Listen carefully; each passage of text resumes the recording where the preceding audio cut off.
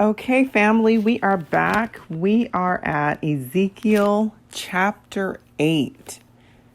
Some great information happening, great studying. Again, this is Tenaya Yarbrough Maxwell here to study the Word with you. We are working in Ezekiel chapter 8. Make sure you like, share, put the notification button so that we can be alerted and we can study together and follow, so we can learn together, comment, share, all of that. So let's go ahead and dig right in. So we're going to start at Ezekiel 8:1. Let's see. In the 6th year, in the 6th month, on the 5th day, while I was sitting in my house and the elders of Judah were sitting before me, the hand of the sovereign Lord came upon me there. So if we look at chapter 1, according to the study Bible, it says this corresponds to around 592 BC, so before Christ. Before Christ died on the cross. Okay, verse 2. I looked and I saw a figure like that of a man from what appeared to be his waist down. He was like fire, and from there up his appearance was as bright as glowing metal. Man, he has some entrances, right? His glory just can be overwhelming sometimes. Okay, verse 3. He stretched out what looked like a hand and took me by the hair of my head. The Spirit lifted me up between earth and heaven, and in visions of God, he took me to Jerusalem, to the entrance, to the north gate, and to the inner court, where the idol that provokes to jealousy stood. So, my question in verse 3 was, why was he taken by the hair? Why not by the hand?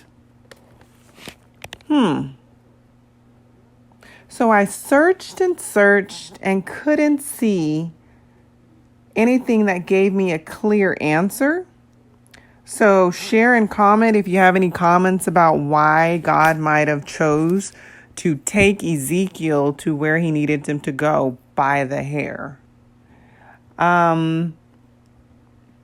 What I concluded, and I'd love to get your input, was that I felt it was showing that time had passed.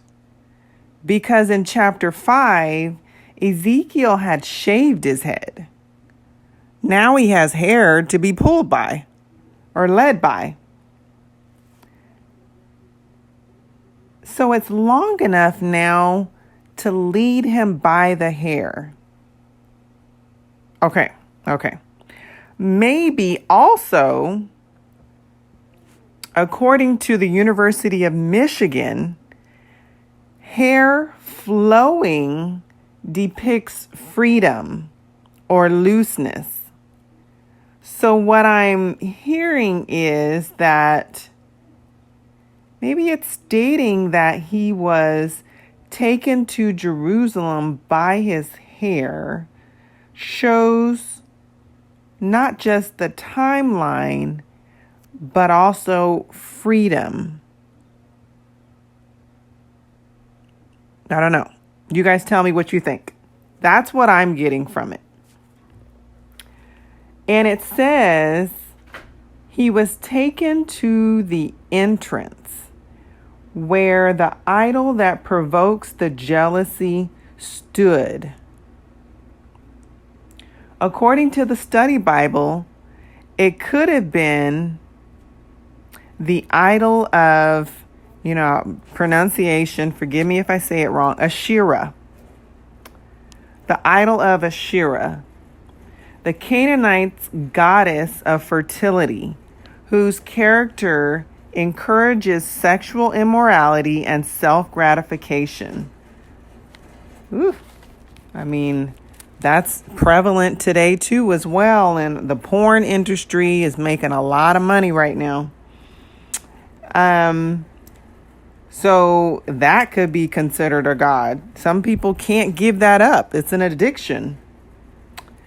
But there were many gods during that time. This is just something that they think that it might have been what God was talking about.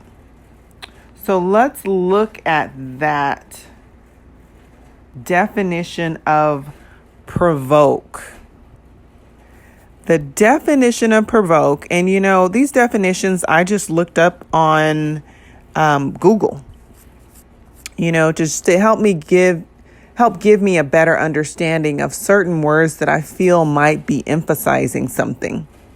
So provoke means to stimulate or give rise to a reaction or emotion, typically a strong or unwelcome one in someone. Okay? God was provoked. He felt it was provoked to jealousy. The idols provoked jealousy within him. Stimulate or incite to deal or feel something, especially by arousing anger in them. Deliberately make someone annoyed or angry. Wow. Okay, I could see that happening because he's pretty irritated. He's pretty angry.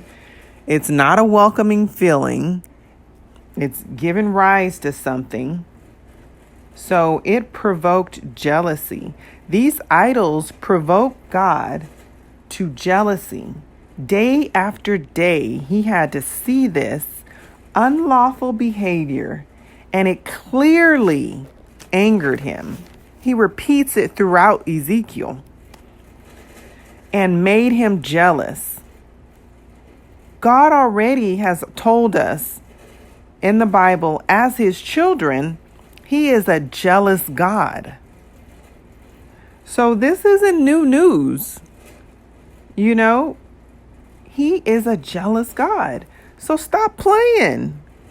Stop playing. That jealousy led to anger. Okay. At the end of verse 4, it says, as in the vision I had seen in the plain. So when God appeared to him in that image, it says, as in the vision Ezekiel had seen in the plain. So I was like, plain, Plain. Let me see. Let's define plain. So if we read it, plain is not decorated or elaborate, simple or ordinary in character. Another definition, having no pretensions, not remarkable or special. Pretty plain. Or clearly, unequivocally used for emphasis. Okay. So according to the Study Bible, again, the Study Bible is essential. It reveals so much. And you can still go out and look up individual words. So according to the Study Bible, Ezekiel saw God in the form before in chapter 1. So God showed himself again to Ezekiel in a familiar way. He didn't switch it up. He showed himself to Ezekiel in a way that he had showed himself before, as to possibly not evoke fear, but comfort and safety in the familiar. Now, to me, that statement is so easy to be glazed over. But aren't you glad that God meets us where we are and how we need him to be? He didn't need to shock Ezekiel again by coming in a different way. Ezekiel knew his power was amazing. So he came to Ezekiel in a similar way. He met him where he was at. He knows us well and saw us so valuable enough to die for. So he wants to meet us where we are. He wants us to be able to see him. Wow. Woo-wee, Lord. Woo-wee. I mean, he puts so much care into how he handles us.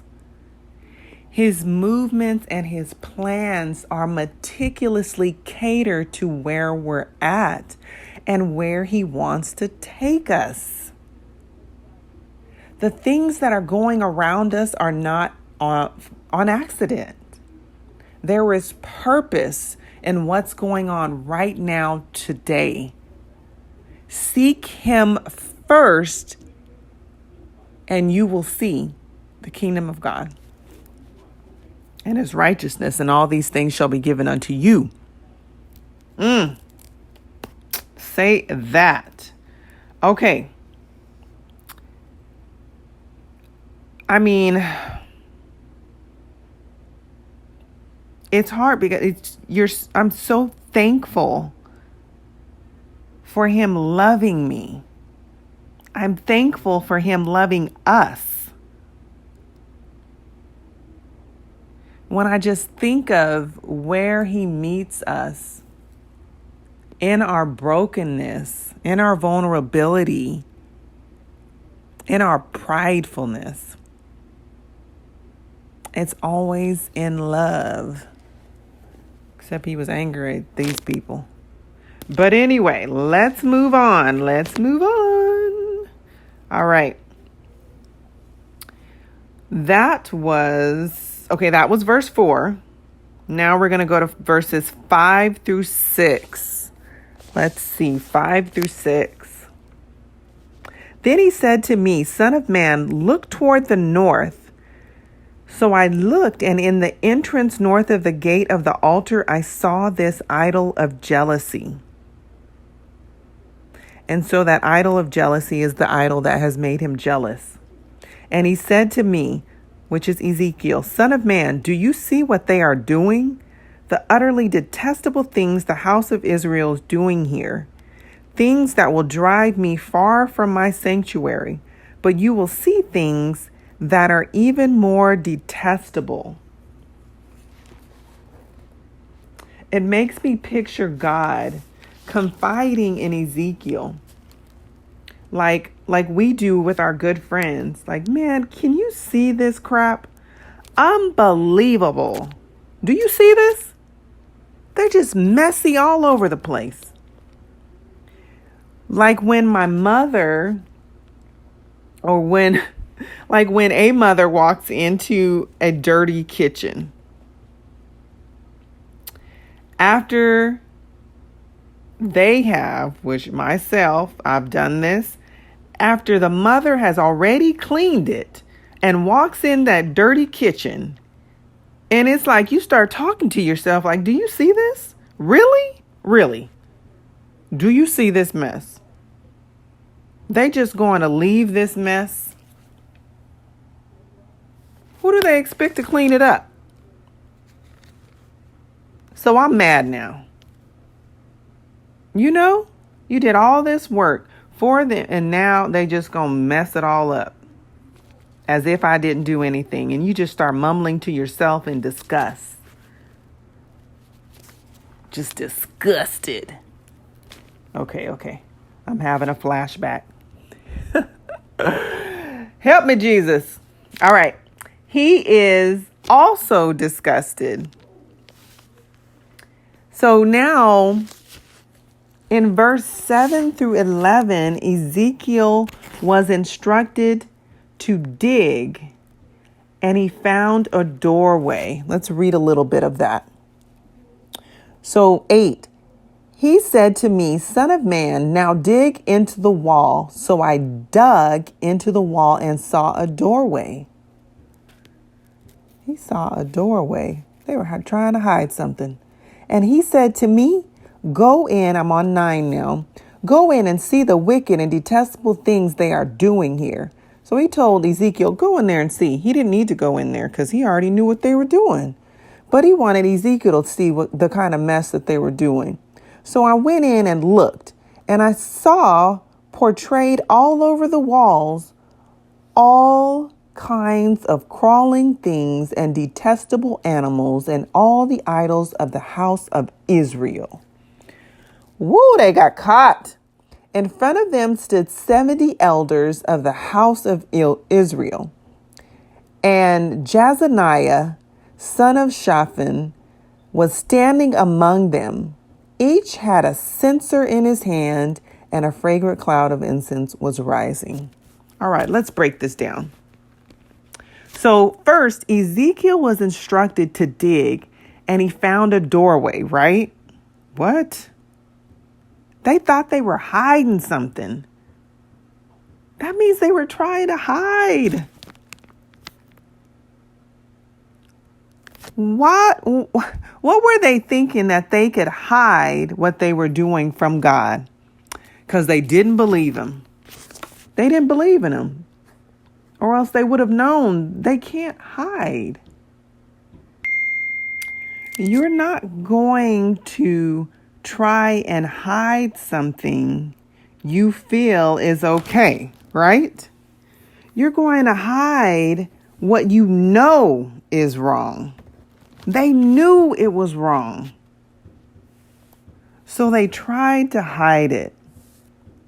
So Ezekiel opens the door and sees what the 70 elders of the house of Israel are doing and the son of Shaphan. Now, I looked up Jazaniah and who he was, and he was an officer in the armor, and I just looked on Google and his name came up.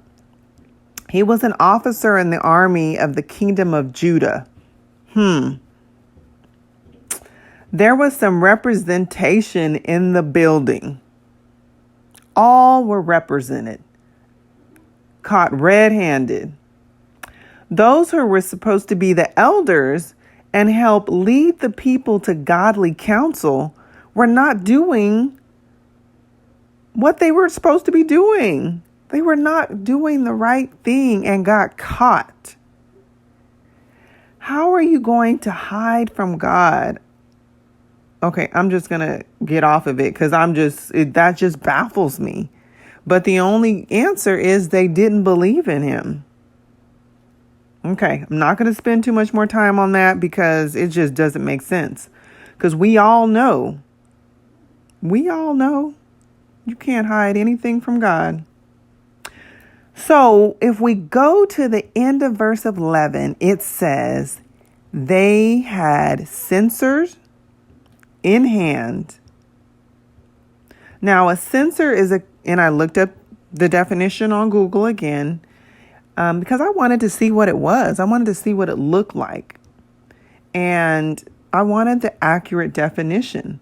And it said a censer is a container in which incense is burned, typically during a religious ceremony.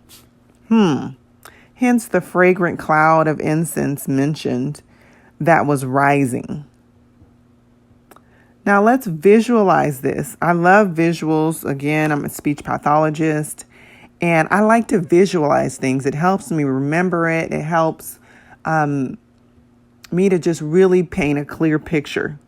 So let's try and visualize this and set the scene.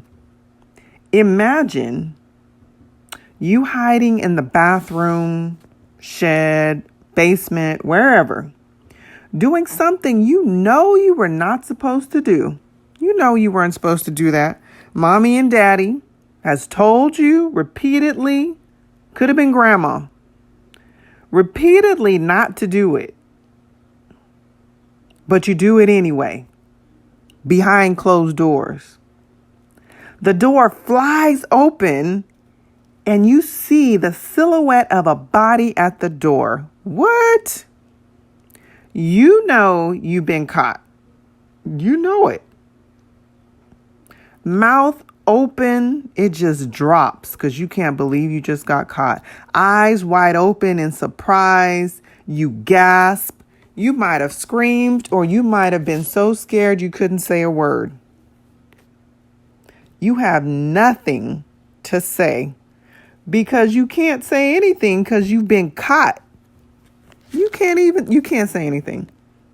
That is the picture that I see as these men were caught in the act of a ritual not of God. Can you imagine them? And I'm reading into it like they were doing a religious ceremony. So can you imagine them calling out to their false gods and the one true God walks in? They're calling someone else and the one true God walks in and they're like, oh my gosh. Woo. So sorry for them. So sorry for you. Sorry. Okay, let's move on. Verse 12 through 13. Again, God says, Ezekiel, do you see this mess? Now I'm paraphrasing. Do you see this mess right under my nose? Do you see this? Like, God is disgusted. They thought they were hiding. They thought that I didn't see. God is saying they thought I didn't see. Well, he did. Ezekiel must have been surprised because God's response and what God said, he said to Ezekiel, you will see even worse things than that. You will see worse things that are more detestable. So you could see maybe Ezekiel standing there like, I cannot believe what I'm seeing. And God saying, oh, that's nothing. You're going to see worse than this. So we move on to verse 14. Then he shows what the women were doing, which is worshiping Tammuz. And again, sorry for the pronunciation, Tammuz. Tammuz, which is a Babylonian god of spring.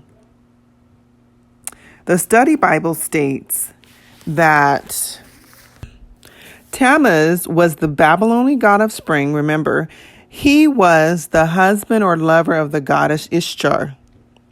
They even got lovers within the gods? Okay, that's another thing.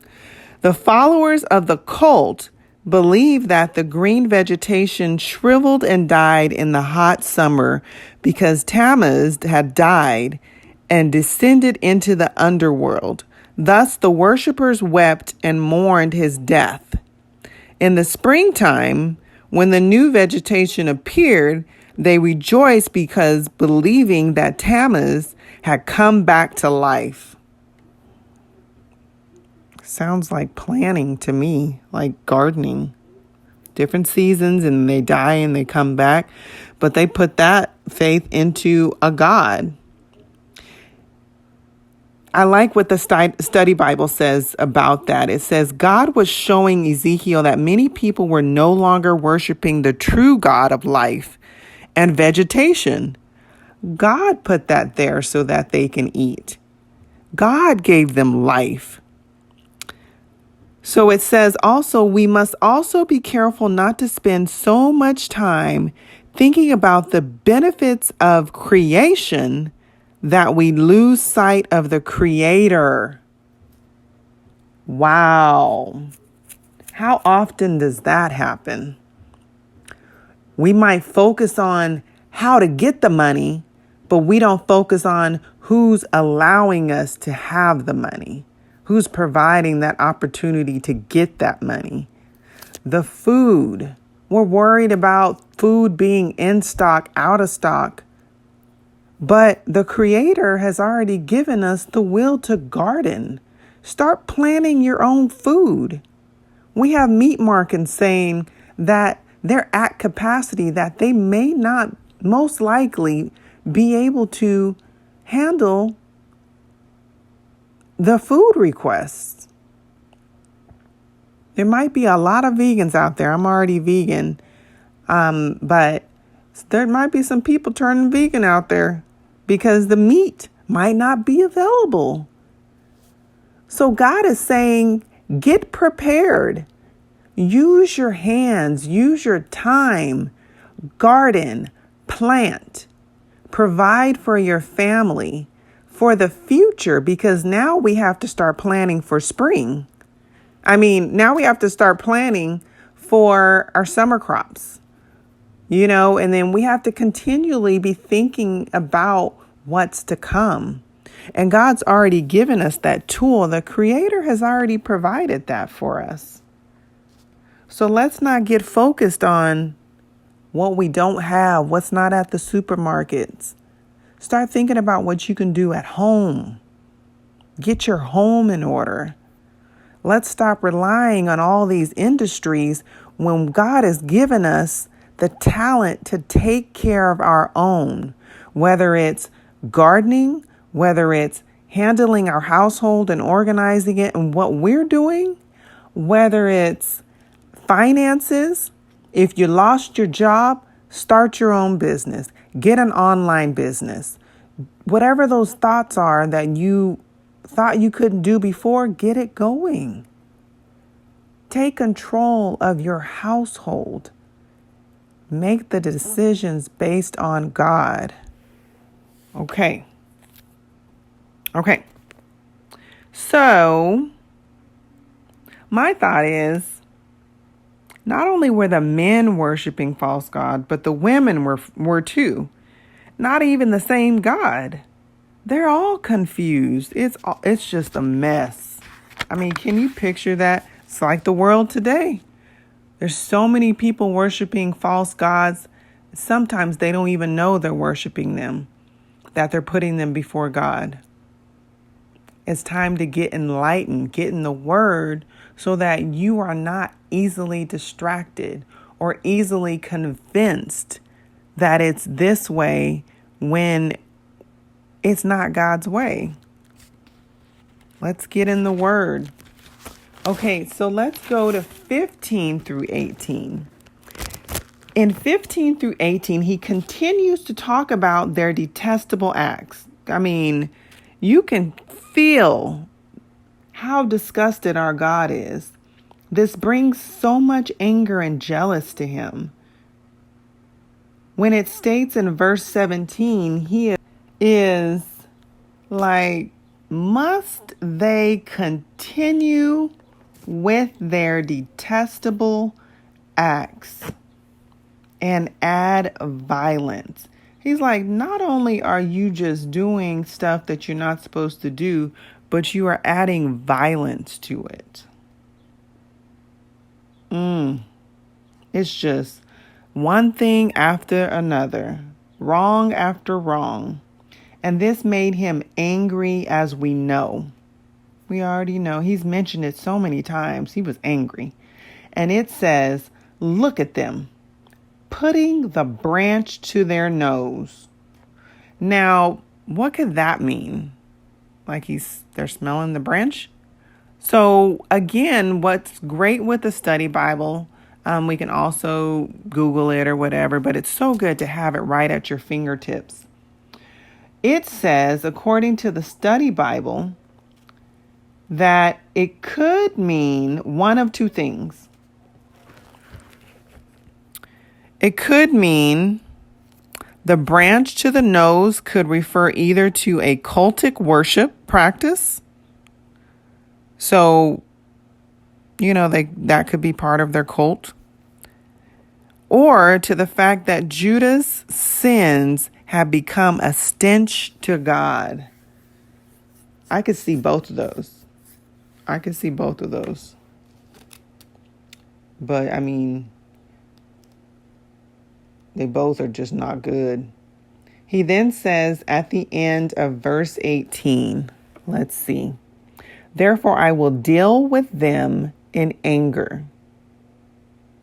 I will not look on them with pity or spare them. Although they shout in my ears, I will not listen to them. Wow. I pause because I can't imagine my life without him. And he is saying, they will shout in my ears, and I will not listen to them. Jesus, help them. Jesus. They messed up. They really messed up. You have to do a lot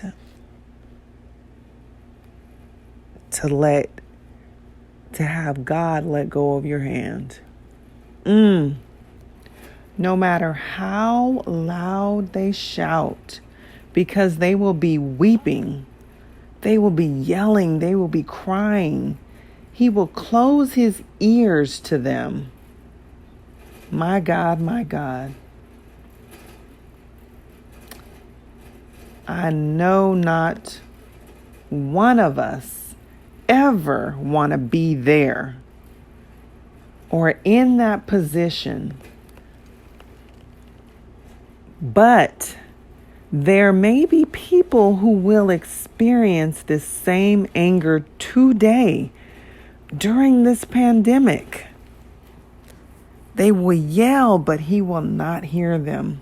They will weep. They will cry out because they have turned their back on him. And he has done the same. Wow. So that was the end of chapter 8. Wow. This is a deep book.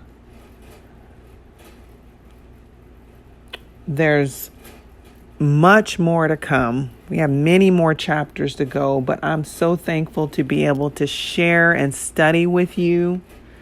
Again, if this is something that you're enjoying, like it, share, follow, hit the notification button so you know when the next lesson comes out. Comment. I'd love to hear what you have to say, even if it's or an emoji, or girl, you said that, or hey, what do you think about this? Or I got this from this statement, or what I read. I'd really love to hear from you guys and just learn from each other. Just learn and study together. When more than one come together, there he is. Again, if you are a couple, I also have a podcast. It's called You Can Say That Again, the Marriage Edition. I am on Anchor and Spotify. I will soon include it on YouTube as well. So I'd love to share that with you. But always remember, God deserves our praise, worship, and gratitude yesterday, today, and every day. Be blessed and covered. Take care of yourself. Stay safe out there and stay home. Bye.